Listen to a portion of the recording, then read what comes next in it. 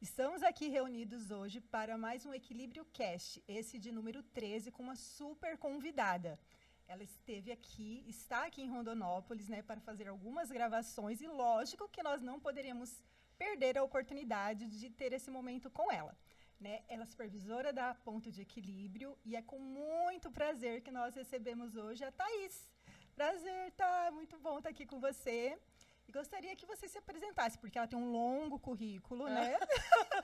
E sobre o tema que nós vamos falar hoje, ela tem super autoridade para isso, né? Então, seja bem-vinda. Obrigada, muito obrigada. É um prazer enorme estar aqui com vocês.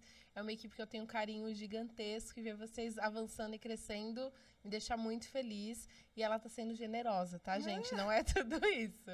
Mas eu vou me apresentar, então. Meu nome é Thaís Rodrigues, eu sou pedagoga de formação inicial, né?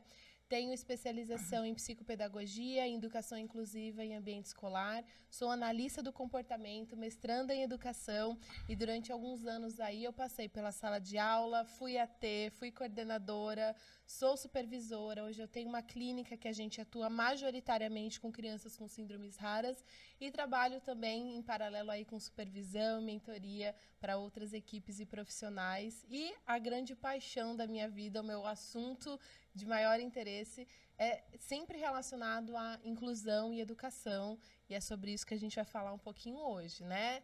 Tem um pouquinho de polêmica aí envolvido, Sim. e o nosso objetivo, de fato, não é polemizar, mas é trazer à vista uma temática tão importante, tão atual, e o que a gente pode fazer também, porque às vezes a gente fala muito sobre o assunto e fica um pouco sem resolução, né, do que fazer. E é o que eu falei, é uma polêmica necessária, né? Sim, é com importante certeza. falar sobre isso nesse momento que está todo mundo falando, e tem gente que está falando que sabe sobre o assunto, tem gente que está falando sem saber sobre o assunto, né? Exato. Então, para começar, o assunto é sobre o dossiê.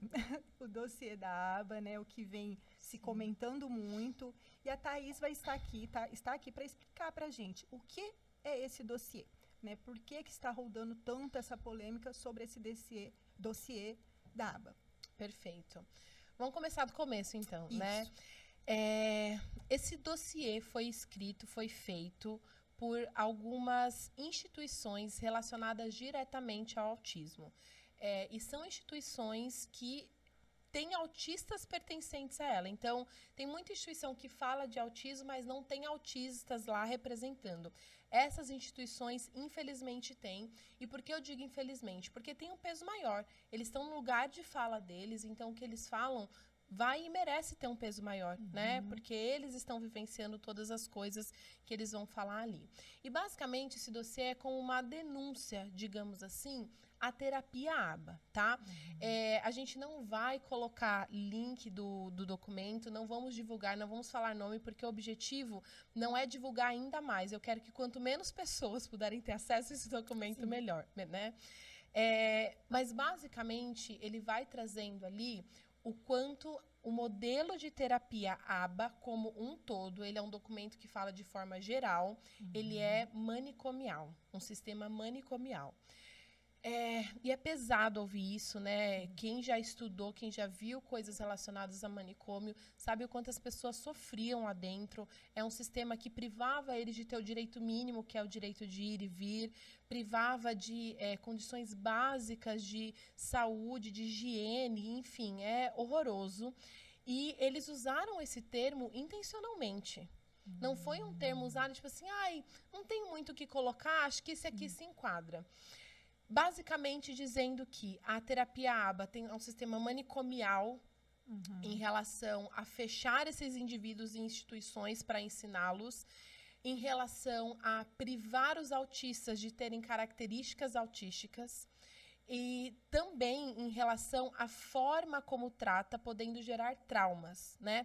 Então, eles têm um padrão de escrita bem negacionista, né? Então, eles citam durante o documento, alguns artigos, vários estudos, vários artigos, em momento nenhum eles citam esses artigos, esses estudos. Então, olha, tal profissional diz tal coisa, tal pesquisador diz tal coisa. Eles falam, várias pessoas, vários artigos, alguns estudos dizem que a terapia aba gera trauma.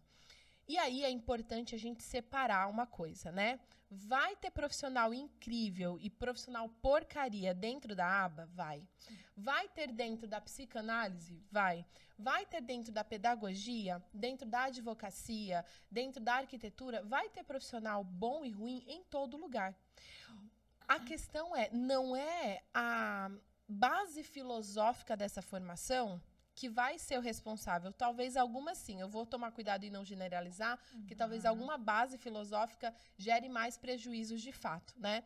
O que não é a questão da aba. Ah, Thaís, mas você está falando que a aba não é porque você é analista do comportamento, né? Não ia dar esse tiro aí no seu pé. Sim. A questão é, a gente só não gera traumas como a gente fala sobre não gerar traumas e a gente tem anualmente dezenas, centenas de estudos que comprovam a eficácia da terapia ABA, principalmente para indivíduos autistas. Não somente para eles, mas principalmente para indivíduos autistas. Então, a forma como eles vão trazendo não é para criticar profissionais ruins dentro da análise do comportamento, profissionais ruins dentro da psicologia. Eles trazem isso para criticar a aba especificamente. Generalizam, né? Total. A aba total. Total, generalizam, né? Então, no momento em que eles falam assim, olha, houveram relatos de crianças que sofriam maus tratos dentro da terapia, que sofreram algum tipo de trauma, não é assim que é trazido. É a terapia ABA como um todo. O funcionamento da terapia ABA. As ferramentas que a terapia ABA utiliza, né? E aí, é lógico que gerou um baita de um burburinho e quem acompanha, né? Essas instituições e a gente da área, a gente ficou ligado na hora, porque o impacto que isso pode ter é muito grande. A gente veio de períodos longos aí de muita fake news, né? E a gente sabe que fake news, o nome é autoexplicativo, não é verdade, mas os prejuízos que ele pode gerar, às vezes são irreparáveis. Às vezes uma informação que chegou para uma família, uma informação que chegou para um professor, que chegou para um profissional que ainda não está formado, por exemplo, chegou e nunca mais vai poder voltar. Ele não vai conseguir acessar depois o desfecho do Vira que uma foi... verdade, né? Vira pra uma essa verdade, pessoa. exato. E aí eu tenho a minha verdade, eu vou e compartilho com meu amiguinho. Ou você ficou sabendo que a terapia ABA é manicomial e que as pessoas ficam traumatizadas? Então, o impacto que esse documento vai ter, mesmo que depois disso a gente vai falar um pouquinho mais, né? Ele foi rechaçado, ele teve resposta de outras instituições, teve diálogo. As palavras ditas ali nunca mais vão voltar. Sim. E o que você acredita que motivou a elaboração desse dossiê? Né? Da onde que foi essa partida? Tá, acho que agora que a gente entra no âmbito mais polêmico, mas vamos lá. Tem uma palavra para isso, política, tá? E aqui a gente não vai falar de partidos, de pessoas, nem nada do tipo, mas há muito tempo... no Brasil existem várias instituições de autistas, né? Então tem instituição de famílias de autistas, dos próprios autistas, a instituição que cuida dos AMAs e assim por diante. E essas instituições nunca tiveram abertura por parte do governo, seja ele qual for, de quem for, tá? Mas nunca tiveram uma abertura real para entrar e fazer um bom trabalho, para entrar e ser ouvido, para entrar e ter diálogo, né?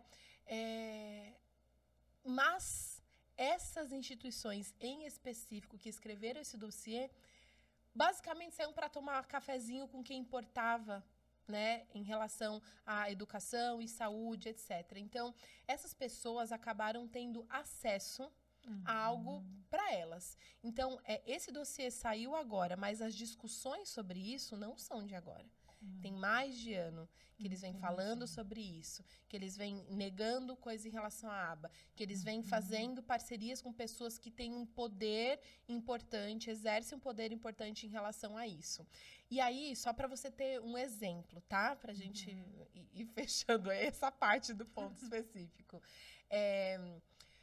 Uma das pessoas que está dentro da pasta de inclusão do governo atual é uma pessoa que nunca esteve no chão da escola, é uma pessoa que não tem formação, não tem o mestrado, não tem o doutorado, é uma pessoa que não produziu nada para a sociedade e é uma pessoa que está lá falando de inclusão. A única coisa que essa pessoa fez foi abrir um Instagram para falar mal, adivinha de quem? Da aba, exatamente. E aí, essa pessoa foi ouvida. Essa pessoa teve direito a fazer reuniões pontuais, específicas, com quem tem poder de verdade. Enquanto várias famílias e instituições sérias em relação ao autismo como um todo, nunca tiveram oportunidade de participar de reuniões de tomada de decisão. Então, quando a gente fala disso, isso muito provavelmente aconteceu por quê? Porque não foi dado o devido valor, o espaço de abertura para a sociedade como um todo. Quando a gente tem algo que representa o povo precisa estar lá. Os autistas precisam estar, as famílias de autistas precisam estar, terapeutas de autistas precisam estar, escolas e outras instituições precisam representar um pouquinho de cada um. E não ser uma tomada de decisão unilateral. Só uma parte ali representando. Eles não tiveram o direito da escuta, né? Da voz também. Não tiveram. E como que os profissionais da aba estão lidando com essa notícia, assim? Tá. Tá tendo um movimento em relação a isso? Acho que depois que todo mundo foi pro chuveiro chorar e a gente se recuperou, depois de sofrer muito, querer arrancar o cabelo, houveram movimentações, né? Então, teve carta-resposta a essas instituições, houveram reuniões, e aí, de novo, eu vou tentar me policiar para não falar os nomes das instituições.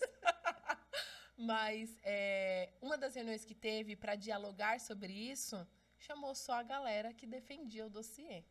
Caramba. E aí a galera que tinha o direito de contra-argumentar não foi chamada, né? Sim. Mas houveram algumas reuniões, houveram cartas-respostas, uma equipe de peso com pessoas com formação de verdade escreveram um documento falando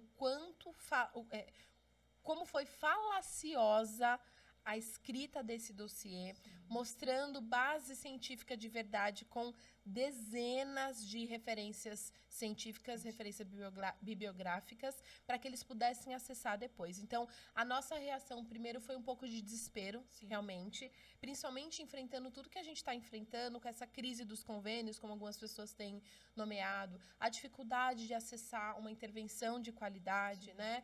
Então, a gente ficou bem desesperado, sim, no começo, como um todo, os profissionais, mas houve muita mobilização para que, posteriormente, eles pudessem ter algum tipo de resposta e ter algum tipo de diálogo, né? O que a gente quer não é enfiar a goela abaixo a nossa verdade ou a verdade de outra pessoa, mas a gente precisa ter espaços de diálogo. Isso é de extrema importância, né? Eu, enquanto profissional da educação, acredito muito que o diálogo e a troca contribui e é o caminho, de fato, para a gente conquistar boas coisas para o nosso futuro, para os nossos aprendizes e, consequentemente, para a nossa sociedade, né? Sim. E se eu não compreendo o que é a aba, como que funciona essa carga horária e tudo, por que eu não vou atrás para saber como é que funciona, né? Exatamente, também. E aí tem, Thaís, assim, você acredita que tem essa parte da incompreensão da aba para a criação disso tudo? Né? Eu falo de maneira assim, porque como você citou, né, como foi feito. Mas aí, não tinha alguém ali que realmente entendia da aba? Não, juntou um grupinho que não sabia nada sobre a aba e criou esse documento? Exato. Né? Exato. Como que é essa interpretação, né? Foi exatamente isso, Carol, que você colocou, né? Um grupo anti-aba, vou nomear dessa forma, se juntou para falar sobre isso especificamente, escrever, e as pessoas vão ter opiniões distintas. Eu acho que é a vida, né? Por um lado, Carol, assim, e aí eu com certeza não vou passar pano para esse tipo de coisa, mas por um lado, eu até entendo que algumas dessas pessoas que receberam algum tipo de intervenção aba ou nomeada como aba, pode ser que tiveram intervenções que foram traumáticas. Pode ser que tiveram intervenções que foram ineficazes. Pode ser, sim, que eles tiveram intervenções que queriam mudar o jeito daquela pessoa ser, né? Mudar as características dele para deixar mais parecido com uma pessoa com desenvolvimento neurotípico, né? Então, eu entendo que eles podem ter passado por isso. E isso gera aquela revolta de que eu sofri, eu estou sofrendo consequências disso até hoje. Eu estou enfrentando sequelas, digamos assim, disso até hoje. Então, eu preciso falar isso para o mundo. Eu entendo que muitos deles possam ter passado por isso. E aí, a culpa é de quem? Do profissional porcaria, me desculpa a expressão, que atendeu ele lá no passado. Entendeu? E esses profissionais que não fazem um serviço de verdade precisam, sim, ser responsabilizados pelo que eles fazem ou deixam de fazer, né? Mas não é nesse caminho que a gente vai conseguir. Não é nessa agressão que a gente vai conseguir. Não é criando uma parede no meio e dividindo os dois lados que a gente vai conseguir, entende? É através do diálogo. E aí eu acho, sim, que a análise do comportamento aplicada de forma geral, às vezes é incompreendida por alguns motivos, assim, né? Talvez tenha motivos que a gente não consiga acessar, mas eu acho, sim, que, por exemplo, é pouco falada. Então, eu era da área da educação, entrei ali na psicopedagogia e dentro da pós a gente vai conhecendo um pouco de algumas vertentes de intervenção, etc. E eu nunca tinha ouvido falar de aba lá naquela época, né? Assim que eu saí da faculdade, etc. Eu levei um tempo para conhecer aba. Eu já tinha visto coisas que eram relacionadas à aba e eu não sabia. Fiquei sabendo posteriormente. Mas a gente escuta pouco falar.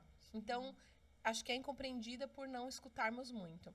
É incompreendida porque ela tem um sistema muito organizado e quase linear para a gente produzir os gráficos, produzir o que a gente quer ensinar ao nosso aprendiz. E é diferente de tudo que eu já vi. Foi por isso que eu me apaixonei pela aba. Sim. Porque é muito diferente de tudo. E o diferente causa estranheza, causa incômodo, né? Sim. Então, eu acho que ela é incompreendida por isso, mas talvez seja incompreendida porque tem profissionais que se dizem analistas do comportamento, mas não colaboram para que as pessoas falem bem da aba, sim, entende? Então, acho que tem um pouco dos dois lados, assim, sendo muito franca. E eu acho, com certeza, que agora sim ainda é mais importante nós falarmos sobre a verdadeira aba, né? Com certeza. Sobre a ciência, porque a gente já vem falando, né, na clínica, o quanto é sério o trabalho da aba, né? A importância das supervisões, dos gráficos, né? Das reuniões. É a diferença, né, realmente da aba bem aplicada. E aí sim você vê um resultado que você não vai cair num sistema manicomial ali, perfeito, né? Perfeito. Então, é dar voz realmente. E eu acredito que essa polêmica veio e ela vai acabar ajudando a gente, você acredita? Porque, porque eu acho que está fazendo o pessoal falar sobre a aba. Tem e aí razão. Vai vir a galera que não conhece, vai começar a ouvir que nem você, que tem uma autoridade para falar sobre o assunto, né?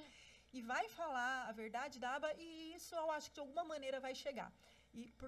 Então a gente vai fazendo o nosso trabalho, vai fazendo e ninguém vai vendo, né? Assim, a não ser as famílias, lógico. E isso eu acredito que eles vão acabar dando muita voz pra gente, sabe? Eu creio que vai vir isso, né? Vamos aqui torcendo, Gostei do seu ponto de vista otimista. Eu não estava tão otimista, mas você tem razão, né? As polêmicas, elas vêm tanto pro bem quanto pro mal. Sim. E acho que vai sim dar uma visibilidade um pouco maior e melhor pra aba. E aí cabe a nós que estamos comprometidos com a verdade mostrar que não é assim. A gente não tá amarrando criança dentro da clínica, né? E até aproveitando esse gancho, sim. Tá?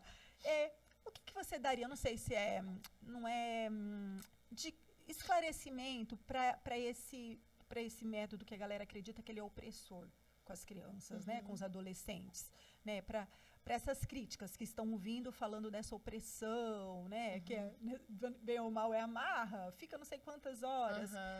O que você pode falar para essa galera? Olha, esse aí daria a escrita de um livro quase. Mas vamos lá. Carol, de novo, eu acho que essa maior estranheza é porque é diferente. Acho que isso vai causando esse incômodo como um todo, né? Sim. Mas, em contrapartida, eu vou falar de um âmbito da pedagogia, por exemplo, tá? Dentro da pedagogia, a gente tem algumas vertentes, de forma geral, e basicamente uma diz que adaptar e fazer ajustes e acomodações curriculares no ambiente escolar é prejudicial para o aprendiz, porque eu estou fazendo com que ele tenha algo diferente dos outros. E tem outra vertente, que é a minha vertente, que acredita na equidade. E a equidade, basicamente, é você entregar o que é necessário para cada um atingir o objetivo final. Então, se um aprendiz precisa de uma adaptação, de um currículo paralelo, precisa de uma aula específica para ele aprender, ele vai ter aquilo, porque ele precisa daquilo. Então, eu acho que rola um pouco dessa diferença de vertente, tá? Então, não estou falando desses profissionais em específico, né? Mas alguns profissionais acreditam muito que uma criança com atraso no desenvolvimento é só esperar o tempo dela que um dia vai vir. Um dia, a Carol, você é físio, né, Carol? E fala pra gente, você já viu alguma criança que tinha alguma questão em relação à marcha, a andar, e com o tempinho dela aprendeu? Do contrário, quanto mais tempo passa, mais difícil fica para reaver os prejuízos que aquela criança pode ter, né? E dentro de um campo cognitivo é a mesma coisa. Então, as pessoas têm uma visão que no motor a gente tem que intervir. Na fala até a fala tá começando a cair, né? Enfim, a gente tem que intervir também. Mas quando eu falo de aspectos cognitivos, de compreensão, é o tempo dele. Um dia ele vai aprender. Então, eu acho que isso pega e influencia muito também para as pessoas não gostarem do modelo da aba, que a gente trabalha com ensino explícito. A criança, o aprendiz não sabe tal, tal e tal coisa. E ele precisa, para ter melhor e maior qualidade de vida, de tal, tal e tal coisa. Então, eu vou ensinar tal, tal e tal coisa. E eu acho que isso causa um incômodo nas pessoas por uma diferença filosófica. E aí a gente fica muito no âmbito de a minha formação, a sua formação, e não é disso que a gente está falando, a gente está falando de algo anterior, a gente está falando de uma base filosófica. E sempre que eu vou dar aula sobre análise de comportamento, a gente começa explicando sobre a filosofia. Eu não começo mostrando os procedimentos de ensino bacanas que a gente tem. Então, eu acho que é uma diferença filosófica que a gente tem, que influencia nessa dificuldade dessas pessoas entenderem que se você não sabe que essa cor é branca, enquanto alguém não te falar, enquanto alguém não treinar, não mostrar pra você, você não vai saber. Eu sempre gosto de usar o exemplo do francês. E aqui o meu exemplo tá ruim, eu vou melhorar para uma próxima vez, tá? Mas vamos supor que eu quero ensinar francês pra você. E aí eu pego e te digo, Carol, como se diz xícara em francês? Qual é a sua resposta pra mim? Mas fala do seu jeitinho, como você acha que é. É isso que a gente tá fazendo com os nossos aprendizes. Ele não tem habilidade social, ele não tem habilidades acadêmicas bem desenvolvidas, e eu tô falando para ele fazer do jeitinho dele. Agora, vamos supor que eu soubesse como é xícara, no caso eu não sei, né? Mas vamos supor que eu soubesse como é xícara, eu falo, Carol, xícara é blá, blá, blá, blá, blá, blá. Aí eu pergunto para você como é, e aí você tem um respaldo, uma base mínima para me responder. E essas pessoas acham que esse não é uma boa estratégia de ensino. Sim. E aí vem até a reflexão, né, tá? Por exemplo, fala tanto da criança que tem dificuldade social. E aí, por achar que é manicomial o tratamento dela, ela não ter essa vida social.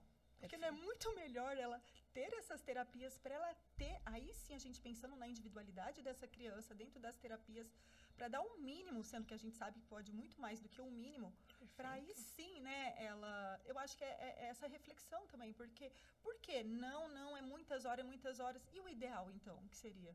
Seria o ideal essa criança não ter essa vida social e simplesmente falar, não, ele não tem vida social, ele não consegue ficar na escola, ele não consegue ter amiguinho, ele não consegue namorar. Perfeito. Né, perfeito.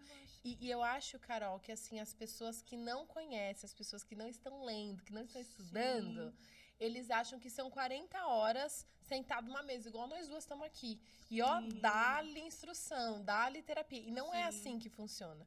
Como funciona? A gente pega essas 40 horas e distribui. Um cadiquinho na escola, um cadiquinho na clínica, outro cadiquinho na casa, mais um tanto no shopping, num parque, coisas do tipo. Então, a gente faz uma intervenção onde a vida acontece. Eu amo essa expressão. Intervir aonde a vida acontece. E esse é o nosso objetivo. Por quê? Vamos supor que eu quero ensinar o meu aprendiz habilidade social, como a Carol trouxe aqui para nós. Vai ser efetivo eu trabalhar habilidade social só eu e ele, um para um? Pode ser que algumas habilidades sim, mas eu preciso ver se ele aprendeu. Eu preciso ir lá para a rua, lá para a escola, para o parque e ver se esse aprendiz consegue aplicar e colocar em prática, o que a gente aprendeu dentro da sala, dentro do consultório. E é isso que eles não conseguem compreender. E aí a gente tem pessoas com quadros graves, quadros comprometidos, com pouca qualidade de vida, fazendo 1 hora de sessão semanal. 1 hora é nada. E aí, quando a gente fala de indivíduos que têm lesões cerebrais, o tempo que essa informação leva para ser processada, de uma semana para outra, ele já perdeu. E aí eu volto do zero de novo, e de novo, e de novo, e não saio disso nunca, né? Sim. Então, essa questão das horas é uma questão que basta sentar, desculpa a expressão, sentar a bunda na cadeira e ler uns 10 artigos é o suficiente para você entender e nunca mais usar isso como uma crítica, entende? Então, sendo muito franca, essas críticas vêm de tolice, da pessoa não sentar, não ir atrás, não querer estudar. Para mim, essa é a grande verdade, sabe? Falta de informação. E além dos relatos científicos, nós temos os relatos das próprias famílias. Perfeito. Que muitas vezes, né, vem de uma abordagem que não essa 1, 2, 3 vezes por semana, e a hora que passa para uma terapia intensiva, que é a recomendada, já vê, né, o resultado. Então, né, não é só sobre a ciência, né, só sobre o artigo, que já seria muito. Já. Né? É a vida sobre acontecendo a vida de verdade. Né? E vir a mãe, ver a criança conseguindo, sim, frequentar a escola, conseguindo, sim, ter um amiguinho, conseguindo ter uma relação. Então, enfim, né? E é lógico, gente, que não é toda criança que vai fazer 30, 40 horas semanais. É de acordo com a necessidade. Mas tem, sim, aprendizes que precisam de tudo isso, né? E quem vai fazer essa avaliação não é um médico. Só joguei aqui. É o terapeuta, mediante uma avaliação guiada. Então, é uma parceria médico-terapeuta, tá bom? Sim. Fecha parênteses. Então, o que diferencia a aba, vamos falar da aba que tem uma ética ali, pensando na individualidade e tudo, e dessas práticas invasivas? Perfeito, né? tá, A gente legal. consegue deixar isso claro para o pessoal de casa? Conseguimos, com certeza. Hoje, a aba, olha, a bichinha, vamos pensar numa ladeira e um tomatinho. A aba é o tomatinho, ele tá rolando a ladeira eternamente, assim, é pancada atrás de pancada, sabe? A gente está numa grande discussão também em relação às certificações e a regulamentação da aba. Então, hoje, a análise do comportamento não é uma profissão regulamentada. Então, normalmente, é o psicólogo que é analista do comportamento, o pedagogo que é analista do comportamento, é fisioterapeuta e também analista do comportamento, né? Então, tem formações tanto na área da educação quanto saúde que são analistas do comportamento. Mas a gente não tem um CR aba, entende? Seria maravilhoso. Seria maravilhoso. Hoje a gente não tem. Espero muito que em breve a gente tenha, né? E aí, tem sim profissionais que podem se usar disso e falar, como eu não tenho um conselho para responder, como eu não tenho um código de ética, eu vou fazer o que eu quiser. Então, pode ser que isso aconteça, tá? Mas a gente tem códigos de éticas que regem a nossa prática como um todo, né? Então, as certificadoras, as certificações, elas ajudam nisso. Por isso é importante a certificação. E aí eu quero fazer um parêntese para quem é profissional especificamente da análise de comportamento. Tirar uma certificação hoje no Brasil não é acessível, nem em dinheiro, nem em relação à região. Então, você precisa de um mestrado, você precisa de uma coisa, de outra. Então, não é algo totalmente acessível. Mas eu entendo que tem os seus muitos benefícios também. Mas um psicólogo, por exemplo, ele tem um código de ética dele. Então, se ele está fazendo qualquer coisa que saia dessa ética, ele está sendo um safado, porque ele tem um código de ética. Não é porque não tem o código de ética da análise do comportamento, dessa segunda formação dele, que ele pode sair fazendo o que ele quiser. Então, Carol, eu acho que essa questão o quanto a análise do comportamento tem ética ou não, tem 2 pontos principais. Ponto 1. Existem centenas de artigos e de pessoas dedicadas a olhar para a ética dentro da aba, para procedimentos éticos, para intervenções éticas, para como a gente olha com compaixão para o nosso aprendiz, como a gente olha com compaixão para a família do nosso aprendiz, como a gente olha com compaixão para o analista do comportamento. Então, a gente tem muita gente falando e estudando sobre isso. Esse é um ponto. E o segundo ponto, em relação à questão ética, vai ter profissional antiético em qualquer área. Entende? Então, não é a análise do comportamento que está se abstendo de ter um código de ética. Não. A gente tem, por exemplo, o site da BPMC, que tem lá listadinho, bonitinho, é um chuchuzinho a tabela, funções e responsabilidades do supervisor ABA, do coordenador ABA e do acompanhante terapêutico que atua dentro da análise do comportamento também. Sim. Ali é uma diretriz do que eu posso ou não posso fazer. Sim. Entende? Além disso, se você é um analista do comportamento sério, você tem supervisão. Você tendo supervisão, o seu supervisor vai sim falar com você sobre comportamentos mais éticos, sobre coisas mais adequadas ou inadequadas para você fazer. Então, acho que não tem essa desculpa de que, essa parte mais obscura da aba é meio antiética. Não acho que tenha, sabe? Principalmente por se tratar de uma ciência. Ela está em constante evolução. Constante evolução. E basta a gente sentar, ler e estudar. Tá? Eu acho que é isso, assim, em relação a essa parte. E queria que você falasse um pouquinho dos treinamentos. Qual a importância desses treinamentos para essa aba ética que a gente está falando, né? 1000%. 1000%. Eu vim aqui, inclusive, para gravar um curso para AT, especificamente, né, para o acompanhante terapêutico. E a gente dedicou uma das maiores aulas do curso, que vai ser lançado, não tem data ainda, mas um dia vai ser lançado, sobre ética. Funções e responsabilidades do AT, mais a parte ética. E é importante os cursos e as formações para você não sair fazendo procedimento das vozes da sua cabeça, né? Você fazer um procedimento que de fato é pautado e baseado em evidências, que foi testado, que foi validado anteriormente. Então, os treinamentos são de extrema importância.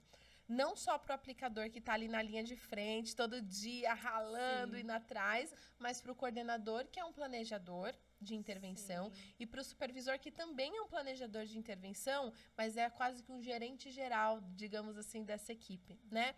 Então, é literalmente o efeito cascata. Tem o supervisor, ele tem uma supervisão, e essa supervisão ensina que ele seja ético, coerente e adequado. Esse supervisor ensina o seu coordenador a ser ético, coerente e adequado. O seu coordenador vai ensinar este AT a ser ético, coerente e adequado, e não para aí. Este AT, através dos procedimentos dele, principalmente quando a gente fala de crianças mais velhas, jovens e adultos, vai ensinar boas práticas para este aprendiz que vai ser ético, coerente e adulto. E isso vai reverberar na sociedade. Olha que coisa linda o nosso trabalho. A ética não se limita ao espaço aqui das 4 paredes que eu estou trancada com o meu aprendiz. Ele é para reverberar mesmo, né? Então, os cursos e formações, eles vão trazer tanto a base teórica, quanto a base filosófica, quanto a base prática do que posso ou não fazer, né? Então, de novo, o curso de AT também, a primeira aula, a gente começa falando sobre a filosofia por trás da aba. Por que que é importante? Para eu ter uma justificativa do porquê eu faço isso ou não faço aquilo. Ter essa justificativa é muito melhor do que simplesmente seguir regra. Então, você vai ter que fazer desse jeito porque eu tô falando. Não, eu faço desse jeito porque a base fundamental diz isso, isso, isso. Então, os cursos e formações, além da supervisão, não existe, pelo amor de Deus, gente, não existe aba sem supervisão. Tá? Não vai estar rolando. E sem gráfico também não vai estar tendo. Então, eles são de extrema importância para fortalecer a prática e a teoria desse profissional, seja na linha de frente, seja mais no bastidor. Eu falei pra vocês que ela veio pra cá pra gravações, ela tá no intensivo aqui. Tô no intensivo. Ela gosta de intensivo na vida dela em tudo, né? Verdade. Tá, e você acredita que tem ainda como melhorar trazer mais melhoria para a aba, de maneira que seja agora, com mais voz falando, que seja realmente na parte de estrutura, de aplicação? Você ainda vê evolução nisso? Que você falou agorinha que está em constante evolução, né? E como que tá essa parte aí do que a gente pode estar esperando aí pela frente? Amei essa pergunta. E eu tenho certeza que pode melhorar, assim como melhorou. Vou dar um exemplo, tá? E aí, gente, vamos ser coerentes, tá? Se não entendeu direitinho, volta um pouquinho o vídeo antes de comentar. Mas vamos lá. Há alguns anos atrás, a gente ouvia muito de uma aba de mesinha, né? Aba, é aquela terapia que faz da mesinha? É isso mesmo, meu filho fica 10 horas sentado na mesinha. Pelo amor de Deus. Então, isso é aba? Talvez fosse. A estrutura do programa, a coleta de dados, ter a supervisão, etc. E já existia uma aba mais naturalista, programas de intervenção mais naturalística, já tinha. E aí, para quem não sabe, basicamente o programa estruturado são tentativas mais estruturadas, tentativas mais direcionadas e assim por diante. E a intervenção naturalística, acontece no ambiente natural mesmo, né? Então, dentro da escola, dentro da casa, numa brinquedoteca ou na sala de terapia, mas de uma forma mais lúdica, mais parecida com o ambiente natural. E, infelizmente, por falta de informação e formação, tinham profissionais que faziam uma terapia só estruturada. E alguns aprendizes vão necessitar de uma terapia mais estruturada, assim como outros vão se beneficiar mais de uma terapia mais naturalística. Mas hoje a gente ouve muito mais falando sobre isso. Há 2 semanas atrás, eu dei supervisão para uma equipe muito querida também minha, onde a gente falou como tornar o DTT, que é essa terapia mais estruturadinha, que tem um número de tentativas já delimitado, que tem a forma como você vai falar, a hierarquia de dica, tem tudo bem mais estruturadinho. Como a gente pode tornar esse modelo de terapia uma terapia leve e lúdica através de brincadeiras, através de estações de aprendizagem? E o negócio ficou um show. Foi eu que criei aquilo do zero? Não. Foi com bases e referências teóricas e filosóficas que eu tenho acessado, que a gente vai unindo esses saberes e não digo nem criando coisas novas, readaptando o que a gente já faz, né? Então, eu acho sim que a aba, como uma ciência, vai se atualizando e trazendo mais e mais informação e formação dia a dia para poder proporcionar maior qualidade de vida para os nossos aprendizes e, principalmente, gente, para quem trabalha com isso, né? É muito importante que a nossa filosofia de vida, a nossa filosofia por trás do nosso trabalho, ela não beneficie só o meu cliente, mas quem atua com isso também, né? Então, isso, por exemplo, é uma discussão que está muito forte dentro da aba. Como manter a sanidade mental, brincadeira, como manter a saúde mental dentro do trabalho com análise do comportamento, né? E hoje é uma discussão muito forte, que há alguns anos tinha também, mas era mais fraca. Então, eu não acho que a aba vai descobrir algo inédito, acabamos de descobrir tal coisa, mas eu acho que ela vai fazendo pequenos ajustes e aprendendo mais, acrescentando mais na prática desses profissionais, sabe? Legal. Então, eu tenho certeza que ela vai crescer mais e vai vir muita coisa legal aí nas próximas pesquisas. Os pesquisadores são importantes para nós, né? Então, acho que vai ter muita coisa boa, assim, ainda por vir. Legal. Não, e eu preciso hablar de uma coisa, né? Quando a aba veio para Ponto, né? Gente, eu não entendia nada, né? E a Kenny estava à frente por conta do Felipe, né? E eu lá cuidando do convencional, do PED. E eu falava, meu Deus, que loucura que é essa, né? Depois que você entende todo o sistema, que não é fácil, é complexo, né? Para quem chega, coisas. assim... Muita novidade, né? Muita. E aí, quando você percebe a engrenagem fazendo o sistema todo funcionar, nossa, é muito louco. E aí, eu fiquei louca porque eu queria isso no convencional. Aí é louca, né? E, de fato, nós conseguimos aplicar muita coisa hoje no convencional. A inserir algumas reuniões, né? E ver a diferença assim, notória, assim, como é louco você realmente ter a oportunidade de fazer isso. Porque a gente não fala só da criança que vai receber. O profissional, ele precisa estar capacitado para aplicar, né? Gente, assim, não precisa ser muito polêmica para falar. O que aprendemos na faculdade não é o suficiente. Nem, né? jamais. Então, ela dá essa oportunidade da gente estar conhecendo, tá tendo esse conhecimento, aplicando, estudando, trabalhando, e ela é uma engrenagem muito linda. Quando eu, de fato, agora eu falo que eu entendo tudo, né? Arrasou! Eu acho, assim, fantástico. E aí, tudo que eu posso, eu vou colocando no convencional. Eu falo para as meninas, isso acho que dá. E, assim, o resultado, ele é muito diferente, né? Então, é um testemunho meu de quem veio, assim, totalmente do convencional, né? Que nós falamos que ele é muito operacional. Sim. E quando a gente consegue trazer essa engrenagem, o resultado dela é muito bom. Perfeito. E é legal você trazer isso, Carol, porque é isso. O convencional não deixou de ser convencional. Sim. Ele continua sendo convencional, mas ele usa ferramentas que podem potencializar o processo do convencional. O processo do especialista com o aprendiz. Na aba tem um intermediador aí, que é o AT, né? Então, o convencional continua sendo convencional, mas acho que ele está mais funcional agora, né? Não, tá por conta das tá ferramentas. E esse é o caminho mesmo, sabe? Sim. Não acho que a aba é a verdade absoluta e não é assim que funciona. Mas tem muita coisa boa que pode contribuir para o bom andamento de um processo clínico, né? Sim, não, e a própria equipe, né, percebe isso, né? Como eu falo que o convencional também vai lá e consegue somatizar com a galera do ABA também, né? Mas quando a gente tem uma equipe convencional, uma equipe ABA assim junto, é muito legal de ver, muito legal mesmo. E e agora eu gostaria de um recado para essas famílias, né, que estão inseguras, né, diante de tudo que você falou mais no início, né, do que é verdade, do que não é verdade. O que você falaria para essas mãezinhas, para esses paizinhos, para esses responsáveis, né? Vamos lá. Aquele recadinho do coração. É difícil falar sobre isso, porque às vezes a gente olha para toda essa situação e parece que não tem muito que a gente pode fazer, né? Mas tem sim. E semana retrasada, eu recebi uma negativa de um convênio de uma criança minha. E basicamente o convênio falava que só ia reembolsar algumas datas em específicos, que foram datas onde o atendimento foi na clínica. Os atendimentos que não foram na clínica, que foram na escola ou na casa da criança, eles disseram que não iam reembolsar, e era um convênio que reembolsava, né?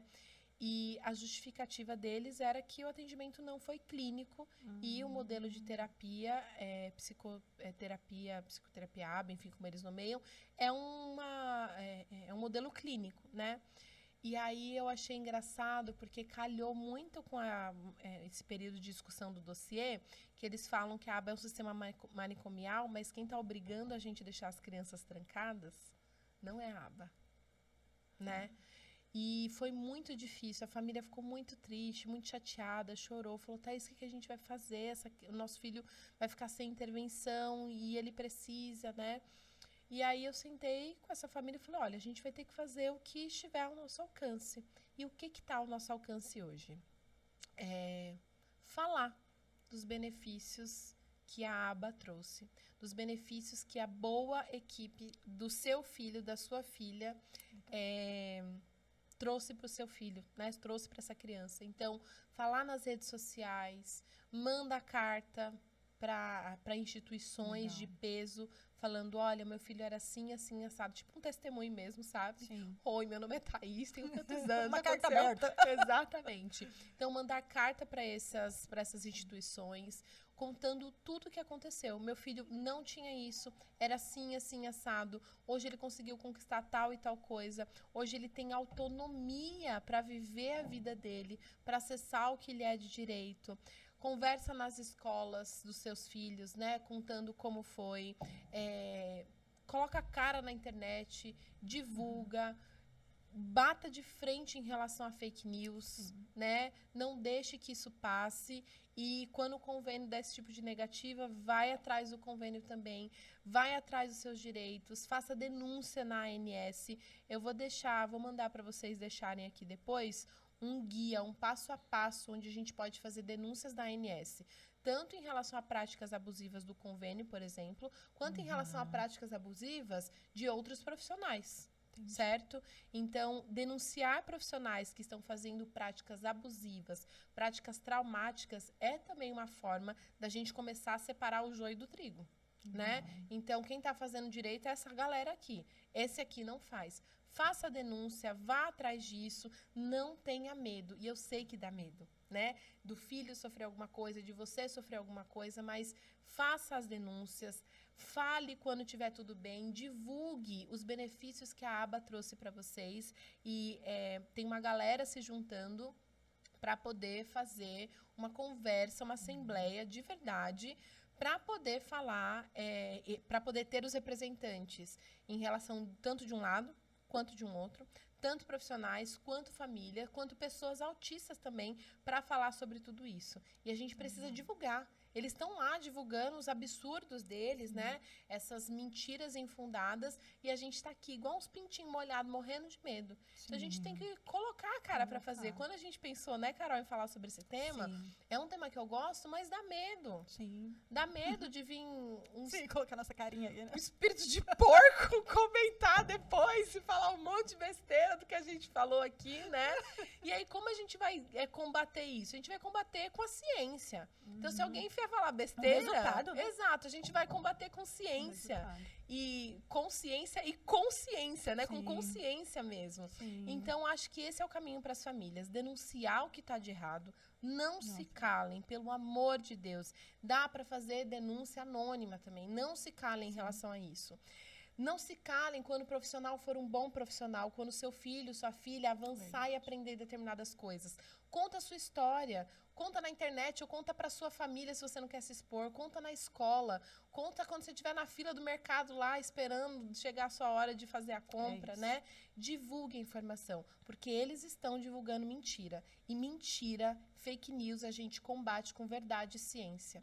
Então, acho que esse é o meu recado para as famílias, né? Fazer as denúncias e falar do que tem de bom. E vai atrás, se é verdade isso ou não. Não escuta uma coisa e já sai replicando. Vai atrás de se informar. Eu amei que você estava super positiva lá no começo, falando que isso vai ser bom pra gente, que vai dar visibilidade. E eu acho que é verdade, né? Eu vou sair mais até esperançosa daqui hoje.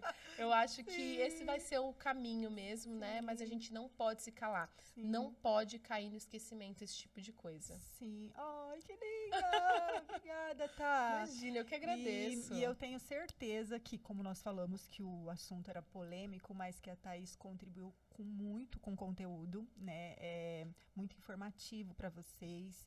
E essa era a nossa ideia, né? Como ela disse, nós ficamos um pouco receosas, mas é um assunto que ele é polêmico, mas ele é necessário. A gente precisava falar sobre isso. E quando eu falo de vozes mesmo, a gente só está tendo essa conversa porque isso aconteceu. Senão a gente não ia vir falar sobre a aba, né, e tal. E tivemos a oportunidade de falar muito da aba também, né? Sim, não só das polêmicas, né? E tenho certeza que vocês gostaram, tá? Obrigada. Eu sei que você tá mega cansadinha. Imagina! Mas ela prontamente disse sim pra gente estar aqui nesse momento. E gratidão, viu? Imagina, foi um prazer. Obrigada, gente. Vamos divulgar boa informação por aí. Isso, obrigada. Até mais. Tchau. Gente. Tchau.